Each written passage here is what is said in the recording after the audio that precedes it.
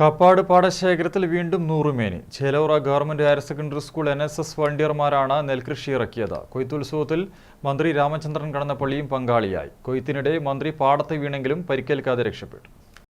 പാടത്ത് നെല്ല് വിളഞ്ഞു നിന്നത് കണ്ടപ്പോൾ മന്ത്രി രാമചന്ദ്രൻ കടന്നപ്പള്ളിക്ക് ആവേശമായി. കൊയ്യാൻ കത്തിയുമായി എത്തി. ഇതിനിടയിൽ ബാലൻസ് തെറ്റി മന്ത്രി വീണു. എന്നാൽ മന്ത്രി പരിക്കേൽക്കാതെ രക്ഷപ്പെട്ടു. കൊയ്ത്തുത്സവം ഭംഗിയായി തന്നെ നടക്കുകയും ചെയ്തു. Chelur government higher secondary school national service scheme വളണ്ടിയർമാരാണ് കാപ്പാട് പാടശേഖരത്തിലെ 30 സെന്റിൽ നെൽകൃഷി ഇറക്കിയത്. അതിന്റെ കൊയ്ത്തുത്സവമാണ് മന്ത്രി രാമചന്ദ്രൻ കടന്നപ്പള്ളി ഉദ്ഘാടനം ചെയ്തത്. കാർഷിക രംഗത്തെ അവഗണിച്ചുകൊണ്ട് നമുക്ക് മുന്നോട്ടു പോകാൻ സാധിക്കില്ലെന്ന് മന്ത്രി പറഞ്ഞു. കാർഷിക ഉൽപ്പാദനം കുറഞ്ഞു വരികയാണ്. നമ്മുടെ ഭക്ഷണരീതിയും ജീവിത രീതിയും മാറി. ഒരു കാലത്ത് വയലേലകൾ ഐശ്വര്യത്തിന്റെയും സന്തോഷത്തിന്റെയും അധ്വാനത്തിന്റെയും പ്രതീകമായിരുന്നു. ഇന്ന് അതെല്ലാം കുറഞ്ഞു വരികയാണ്. ഈ കാർഷിക സംസ്കൃതി നമുക്ക് വീണ്ടെടുക്കണം. അതിന് വിദ്യാർത്ഥികൾക്കും നിർണായക പങ്കുവഹിക്കാൻ കഴിയുമെന്നും മന്ത്രി.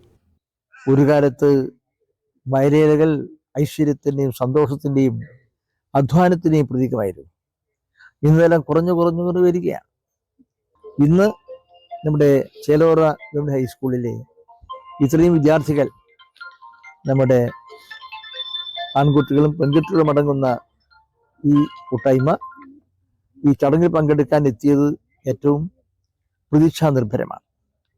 ഒരു കാർഷിക ബോധം, ഒരു കാർഷിക സംസ്കാരത്തിന്റെ പടവുകളിലേക്ക് കയറിപ്പോകാൻ കഴിയണം. നമുക്ക് അത്യന്താധുനികമായ ശാസ്ത്ര സാങ്കേതിക ഭൗതിക സാഹചര്യങ്ങളിൽ നമ്മുടെ യുവാക്കളും എല്ലാവരും ഭൂതകാലത്തെ മറക്കുകയും വർത്തമാനകാലത്ത് എങ്ങനെ സഞ്ചരിക്കണമെന്ന് അറിയാതെ ഉഴറി നടക്കുകയും ചെയ്യാം.